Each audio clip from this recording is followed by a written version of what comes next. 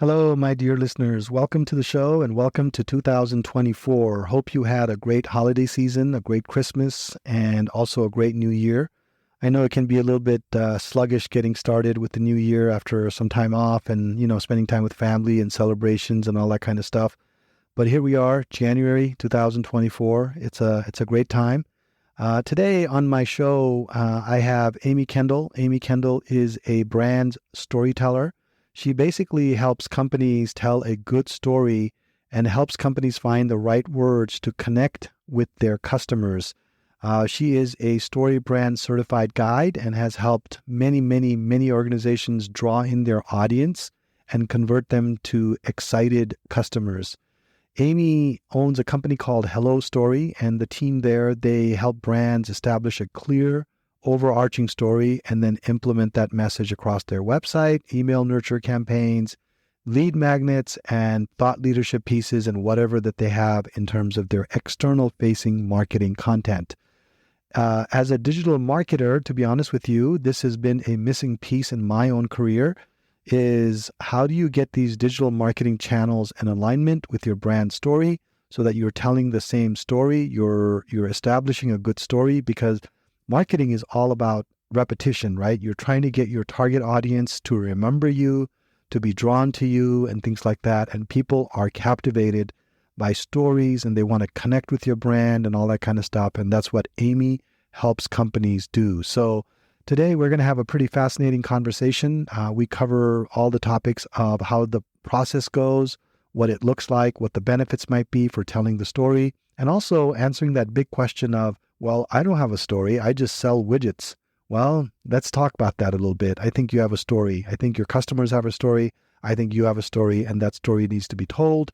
And if you tell that story well, it's going to result in some great results for you in terms of ROI, increased leads, increase all kinds of stuff. So let's get started with Amy Kendall. Welcome to the latest episode of Corner Your Market. I'm your host, Silas Kimide. In this podcast, I talk about all things digital marketing, from website design and development to SEO and PPC, as well as paid advertising, email marketing, social media, and anything in between. If you're a small business owner, a marketing manager in a company, or an entrepreneur, this podcast is for you. So tune in every Thursday at 10 a.m. You'll gain some practical insights, new strategies, tactics, and tools that will help you grow your business. To subscribe, go to corneryourmarketpodcast.com and select the podcast app of your choice. Then you can hit subscribe within those apps. That again is corneryourmarketpodcast.com. Also, don't forget to like and share our individual episodes. You can also leave a review in the app once you've listened to one of our episodes.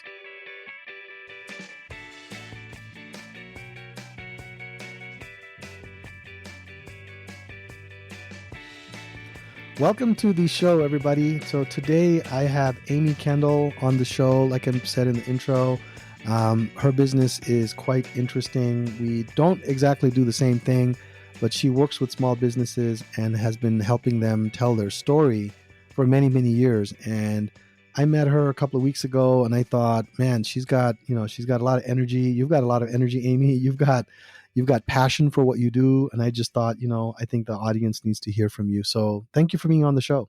Well, thank you for having me, Silas. I really appreciate it. This is such a fun opportunity.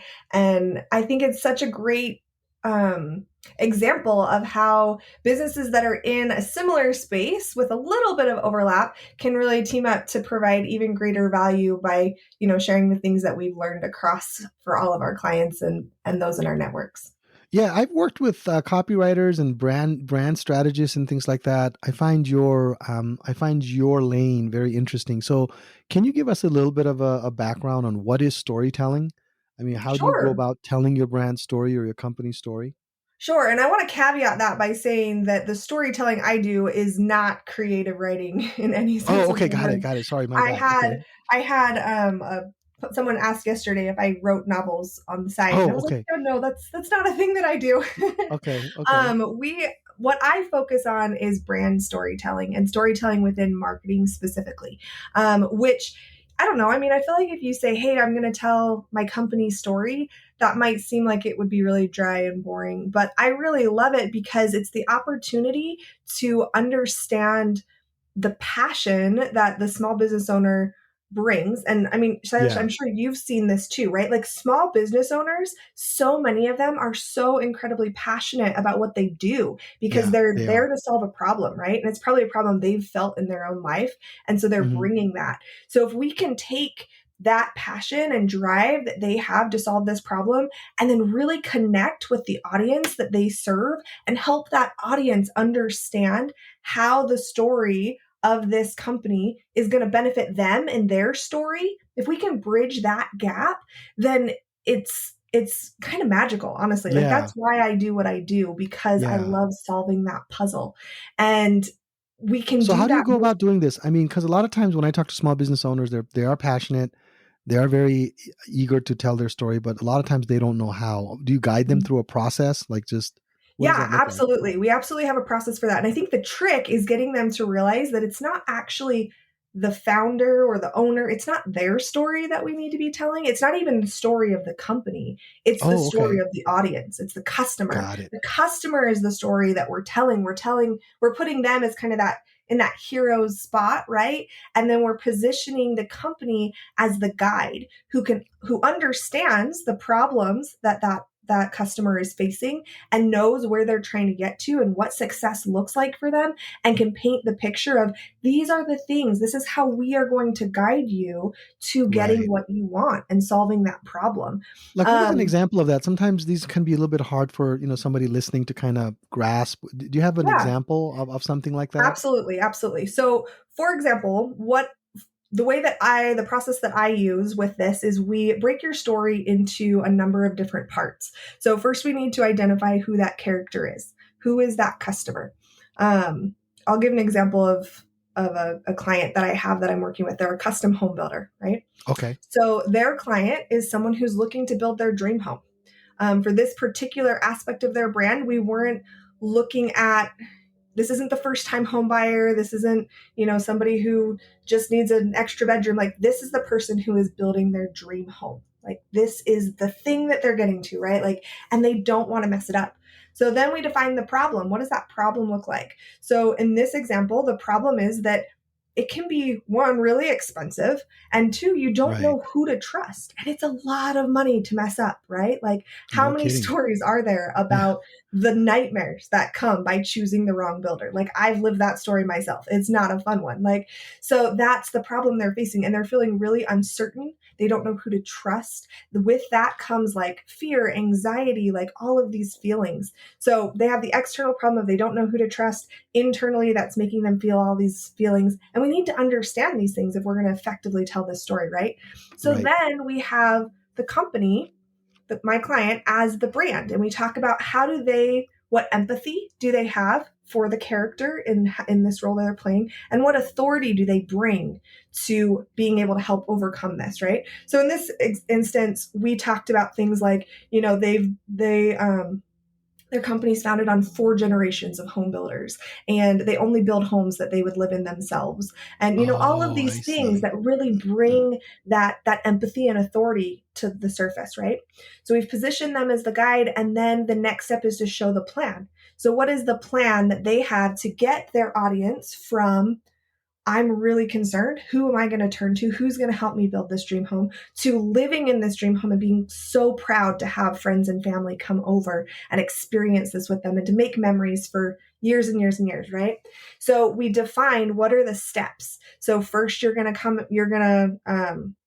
I don't exactly remember off the top of my head what the steps were that we defined for them.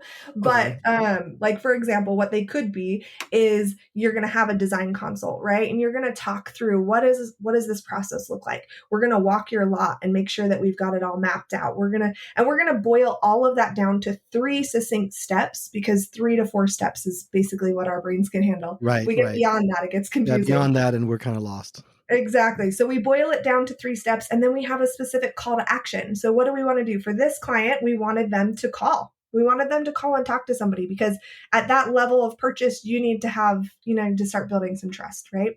So their call to action is to call. And then we're going to show what does success look like. So in this case, success looks like all those things I just said. It looks like having your friends and family over, being proud of your space, getting through the build process without wanting to murder anyone, right? Like all of those things make for a successful process to get to that dream home, which is what you really want. And then we're also going to show, what does failure look like? What does it look like? What are some of those negative consequences if you don't go with this guide that we've shown you need in your Okay. life, right? Like Okay. maybe you're going to have that stereotypical horrible contractor experience. Maybe your house isn't going to be quite to the level of what you're envisioning, right? We're going to paint some of that in there. Now, failure is powerful, right? We don't want to use a ton of it. It's kind of like the salt in the bread. If you Yeah. don't have it, the bread's inedible. But if you have too much, also very horrible. So we want to make sure we balance all of those different elements. But as I work with a client to get through that process, I have very specific questions that I ask so that we can dial in each of those pieces. And then we're able to use that to build the brand story that we use across all of their different So markets. if I'm understanding the thing, what you just said, so you're basically looking at the story of maybe the ideal set of customers, right? Mm-hmm. Who are they? What are they thinking? What is their journey like? What makes them stay up at night? What gets them Mm-hmm. excited? And then you're looking at, okay, this is the brand now. This is what the brand is good at. This is the experience that they could expect. And then you're basically connecting the dots to say, Yep. oh, this is how we, as the brand or the company, connect with you, Mr. or Mrs. Customer, on, your dream home. You know what I mean? So Yep. it seems very interesting to me. So how like, is this relevant for any kind of business, or is there a specific kind of business that this is better for? Like if you're like a home services company, may or may not be relevant, maybe depending on your size. I guess it's relevant for everybody, right? I'm kind of thinking out loud here because Yeah, I have a it really question here about is. that. It really is. It's relevant for everybody. Like I've worked with companies from handmade caramel sauces to healthcare finance Oh, to wow. authors, coaches, speakers. Like we've done lots of different things. And really it comes down to, if you serve an audience, which is what every business does, Yeah, yeah. then you can connect what you do, and you should connect what you do to how it fits into your customer's story and tell the story that gets them to understand that quickly and easily. Right. And then is this mostly written form? Because I know that you guys also take it a little bit step further. Do you guide them with like image selection and things like that for their website, or how is that translated into something that is tangible? So, this story that I've talked about, like this message development, this should absolutely go throughout all representations of your brand. Okay.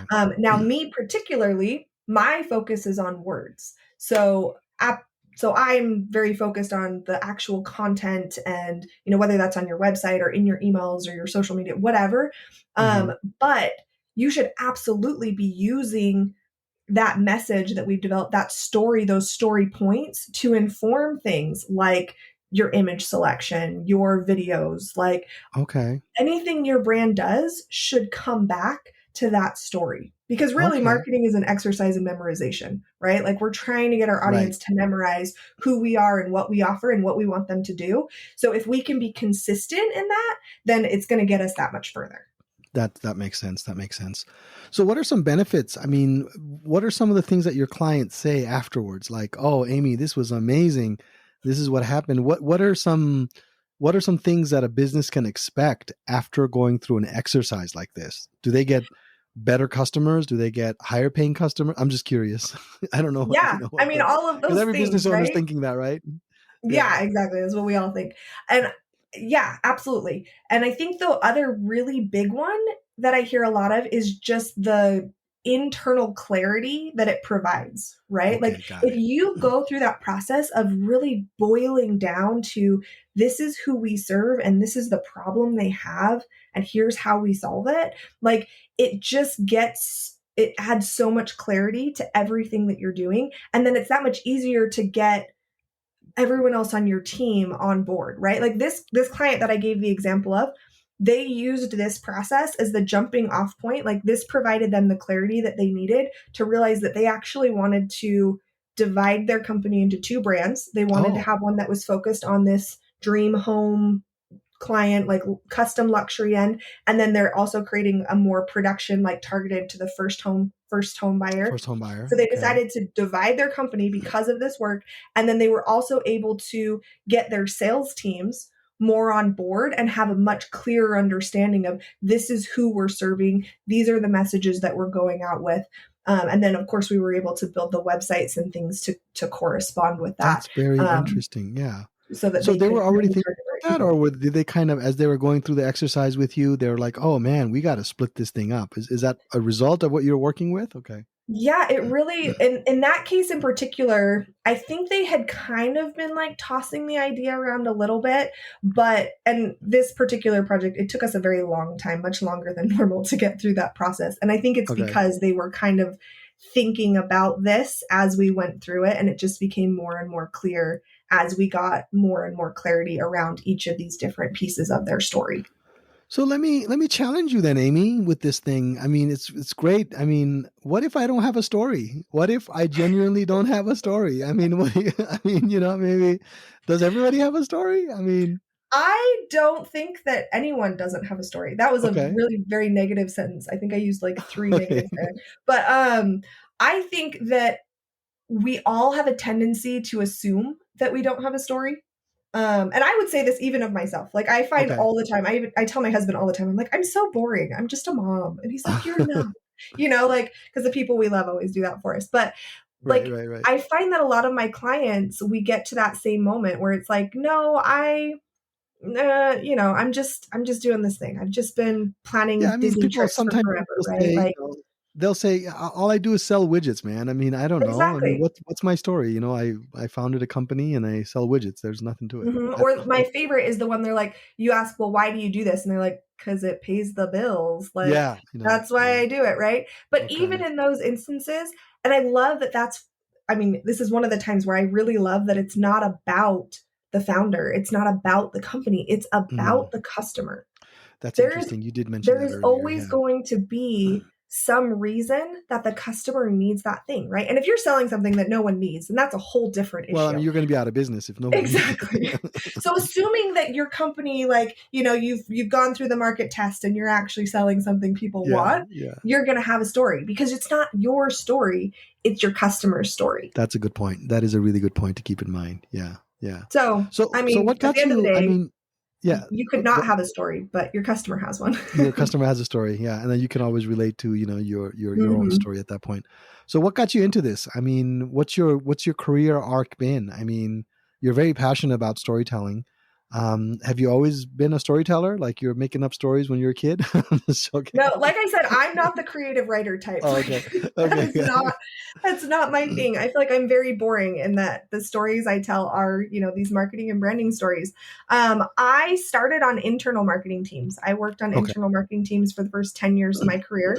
And then through a course of events, I decided that I needed to leave and start my own business. okay, And I wanted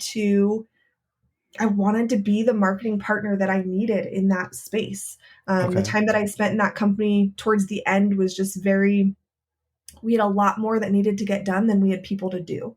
And so I was managing a lot of freelance writers at the time and got to see from the other side of the perspective, like just all of the challenges that come with that. okay, And so when I left, I said, you know what, I want to be the change that I needed. And okay, that's been my goal, is to let's create really great marketing content, and let's not leave it to the client to have to know how to do that and what exactly that means, right? Like, okay, let's create something for them that doesn't require them to be an expert in creating great marketing content. We can handle that expertise. They can handle the expertise of their business. okay. Um, So and what then is it that? Go ahead, go ahead. I didn't want to about cut a you off. year into that, I found the framework that I use, the story brand framework, which is what I described to you, Okay. and started using that in my work with my clients. Oh, so you are following a brand storytelling framework. I think you mentioned that to me. Yep. It's the story brand framework. I'm a story brand certified guide, so that's what I use with my clients, whether they know it or Okay. not. And that's that framework, that those different pieces that I described. Okay, got it. I didn't even know those things existed until I met you a couple of weeks Yes. ago when you mentioned it to me. So what drives you then in terms of what keeps you going? I mean, sometimes, clients can be challenging, right? Or situations can be challenging. What keeps you motivated and going in your storytelling business? Well, I mean, I think that's a very nuanced question. We could spend all day on that one. um, in terms of working with my clients, I honestly, it's like I said before, I love the puzzle of figuring out how do we connect that small business with their audience. Hmm. What is that bridge? What is that story that connects them? And how can we tell it in a way that the audience gets it so that they Right. can see how that brand can benefit their life? I love figuring out that puzzle, and I love watching the change that it brings in clients and the Hmm. benefit to them, both the actual results of increased sales, increased revenue, more customers, all of those things, but also just like as a business owner, knowing like, oh, I got this piece right.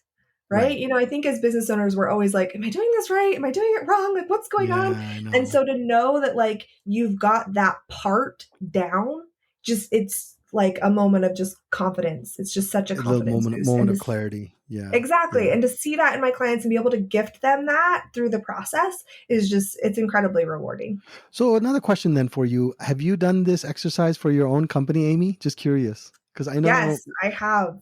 I have. And it is one Okay. that I'll tell you, I I put my website up probably 4 or 5 years ago and gained incredible empathy and understanding for my clients in doing that Okay. process because you're just so close to it, right? Yeah. And Yeah. it was one of those You're experiences where I never was like, done. yeah, like you just want to hire someone. You're like halfway in it and you're like, "Can I just hire someone to do this?" But you're like, "But I'm going to tell them to hire me to do it. So I have Yeah. to do it for myself?" Yeah. So yes, I have done it, and I've done it. The really powerful thing about that process is that you can do it over and over again in your business for Mm. increasingly small areas, right? So like you do it for your overarching company, and then you can do it for a specific service line or a specific product or Mm. a new campaign or something like that where you just get it more and more focused and you're telling more granular stories, right? But they all fit in within that larger one. So you can use Yeah. it at all different levels and in many, many different ways. That brings up an interesting question I hadn't thought of, but so is this a one and done thing? Like most of the companies that you work with, is this a one and done? I mean, businesses evolve, change. How often do you revisit your story? I mean, every year, every 2 years, every 3 years? What has been your experience with that? I think it really depends on the company, right? Okay. Like some companies, it is a one and done because they're Oh, just okay. steady. They want to do it forever. Although I would challenge that I know. I then was at going to that say. point you need to start like getting more granular. Like how can Hmm. we do this for this product or this service or whatever, right? But some companies, it's totally worth looking at every few months. Like I tell my clients that the Oh, a thing few we're months. creating really it should be, I mean, you're probably not engaging me to do it every few months, Okay, got but it. as like a team you should be considering it more of like a living breathing document than just like a, oh, that's done, it's on the shelf, okay, we're good. Like you want to make sure that you're always because you're using it in everything. You should always be reviewing it and you should always be adjusting as needed. Now, with that being said, if you're writing a whole new brand story once a quarter, even, like you're not building equity in your brand because Right, nobody's right. going to Yeah. remember what you're Remember. doing, right? Like you Yeah. want to have that consistency. But if you're adjusting, if you're making small adjustments because, you know, maybe I'm trying to think of a good example off the top of my head. Maybe like you found that really like you thought that your customers were feeling this one way because of the problem, but as you're talking to them you realize that maybe it's actually not quite that, it's this emotion instead. Adjust that emotion in your brand story, right? We want to be learning and revising and using those insights to improve and iterate over time. And Yeah. then you can, like I said, also get more granular in the way that you're using it in your throughout your business. Okay, so that's interesting. So it really depends on the business. It depends on maybe changes that you've made to your business, right? If you're Yep. expanding, if you're going into new markets, maybe you need to revisit. Maybe if certain conditions in the marketplace has changed, your customer journey is different. Maybe they're experiencing different things. Mm-hmm. Maybe you need to revisit your story and things like that. But because it does affect so many parts of your business, I can see where, taking different parts of it and just tweaking those different parts of it in those different parts of the business is also very important as well. Yeah. So that's kind of cool as well. Who are some people that you really aspire and look up to in this industry? Like, who are some of the big names that are out there? I mean, I know branding folks have their own little people, but their own people, but maybe storytelling people have them too. For sure. So, as I said, I'm a story brand certified guide. That all comes back to Donald Miller Okay, with the Donald book Miller. Building a Story Brand. He's written a number of others as well, like Marketing Made Simple, Business Made Simple, Hero on a Mission. He's Okay. releasing a new book just in Q1 of 2024. So, there's always tons of stuff coming out from Story Brand and Donald Miller. They also have an amazing podcast. The Marketing Made Simple podcast is another Okay. one that's just a fantastic resource in terms of always really great, solid marketing advice. And it's really based around that story framework and those principles. Okay. So are those Another some of the one, books and are those sorry, some go of the ahead. books and podcasts you would recommend to our listeners, just to kind of, if Absolutely. they want Yes. to Like learn if more? you have not put on your short list, if you do anything that has to do with marketing and sales, you need to have Building a Story Brand, Marketing Made Simple, Business Made Simple on your short list. And then I highly recommend Hero on a Mission as well, because that's Okay. that's another really good one. Okay. And what are some podcasts that you listen to besides mine? Of course. Like I said, Marketing Made Simple is a really, really Okay. awesome one. And then I honestly, It I doesn't use have to my be pod. work related too, I Amy. I was mean, gonna we say can. I use my podcast as like my non-work time. Oh, you do? So Okay. I really love Radio Labs. Like that is one of my Radio Labs. I favorite. haven't heard of that one. What do Oh, they you talk should about? totally check it out. It's like they do like it's like a documentary. Like each episode is like a documentary on like some random, usually very fascinating, but you thought it was going to be boring thing. Okay. So I I'll have to really check it love out. Radio Labs. I also really enjoy the Huberman Labs podcast with Andrew Huberman. I know that I feel like that's like a super trendy one right now. He is trendy. He's everywhere in Instagram Yes. reels, everywhere you go, little snippets of him. But Yeah. yeah, yeah. But I I do feel think like he does such a great job at providing great information. And then I really like the Come Follow Me podcast too. So okay, it's all over okay. the place. Come follow me. What is that about? That one is it's related to the study for the year from the Church of Jesus Christ of Latter-day Oh, Saints. okay, And so got it. it's focused around this year So it's the more New of the Testament. spiritual side. Okay. Yes, exactly. Okay. Okay. That's kind of cool. How about books? What are some books that you read? Are you like what kind of books do you like to read? Oh, I love like all the things.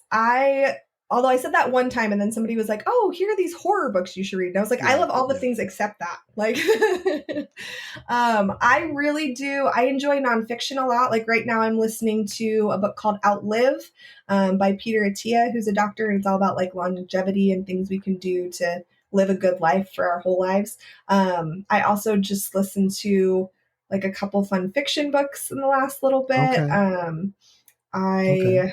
I just like looked at my books last night. Oh, I listened to Spare, the Prince Harry book, not that long Oh, ago, and that was Prince. enjoyable. So Okay, interesting. Okay, well, you do have a wide range of interests. I mean, some people are really stuck on, just a particular kind of genre, So I like to mix it up for sure. yeah, sounds like it. Sounds like it. Well, Amy, I think it's been a great conversation. Before we sign off, though, how about? I mean, I'm new to the Salt Lake area. You've been here for a while. What are some things that you like to do around Salt Lake? Oh, we love the aquarium. Like the Okay, Loveland Aquarium is super fun, and I always recommend it. is that the one right Um, off the 15? yes, just off 123rd. Okay, They're building a whole new wing to it, so I'm excited are to they see really? how that shakes up. And then I guess it's early January, so it might still be there. But we really enjoyed Luminaria at Thanksgiving Point this year. They Oh, do a okay. really good job with their The lights, and it's lights. just fun to walk around the gardens. I love Ashton Gardens at Okay, Thanksgiving Point and interesting. like We'll have all to. the seasons. Okay, Um, is that more of a Christmas thing or a Thanksgiving thing? You said so Thanksgiving. the Luminaria is a Christmas thing. I know they run it through. I think they're running it through the first week of January this year. Okay, okay. it's, Christmas and just all the lights and everything. But Thanksgiving Point has stuff all year round. They do Mm, different things. The Luminaria is within it's called Ashton Gardens, is one of their venues, and it's just like a botanical garden. But it's okay. probably my favorite venue at Thanksgiving Point. I just go. Interesting. There were a couple days this summer where I was like, I need to be out of the office. So I took my laptop with me and just went and worked from a Just went park down bench there in to the do it. gardens Okay. because I was Got like, it. this is way more fun. Yeah. So if people that have been listening, they want to get a hold of you, they want to connect with you. I know your website is hirehellostory.com. Yep. You're also on LinkedIn, I believe. I think I Hmm. just sent you a LinkedIn request myself. I think it's well, do you want to share your LinkedIn? What's your LinkedIn URL? I'll drop it in the show notes, but I don't know off the top of my head. So if you would drop it in the show notes, that would be great. You can find me on okay. LinkedIn. I'm Amy Kendall. I'm sure if you look for Amy Kendall Hello Story in Utah, you can find me on LinkedIn. Yeah, it's Amy Or Kendall dash 29466A5. So yes, there you go. yeah. Okay. But if you go to my website, you can see I offer a free 30-minute message review. Oh, you So do? Okay. if people feel like story is something that they want to figure out if they can do better within their organization, I'm always more than happy to hop on a call and let's talk about what does this look like on your website or in your pitch deck or just your company in general.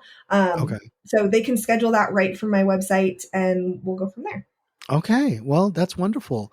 Well, Amy, thank you very much for your time. It's been a great conversation. I know it's a busy time of year, so I'm glad you made time for me. So I really appreciate that. Thank So you again for having me. This was so yeah, fun. and hopefully we'll have you again sometime in the future. So Love it. all right, thank you.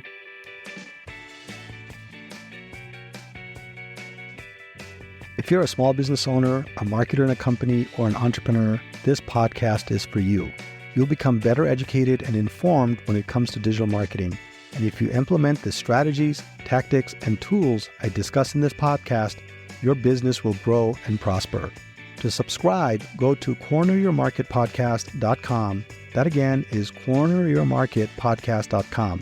You can also search for Corner Your Market in Apple Podcast, Spotify, Google Podcast, or wherever you get your podcast, and you can subscribe through those apps. Also, don't forget to like and share our individual episodes. You can also leave a review. Finally, I would love to hear from you, so if you have any questions, feedback, or general comments about the topics I discuss, feel free to send me an email. I will be sure to share and discuss your feedback on the air if it will benefit our listening audience. You can write to me at connect@corneryourmarketpodcast.com. Just put listener comment in the subject line. That email again is connect@corneryourmarketpodcast.com. Thanks for listening. I look forward to being back next week. Until then, be good and do good.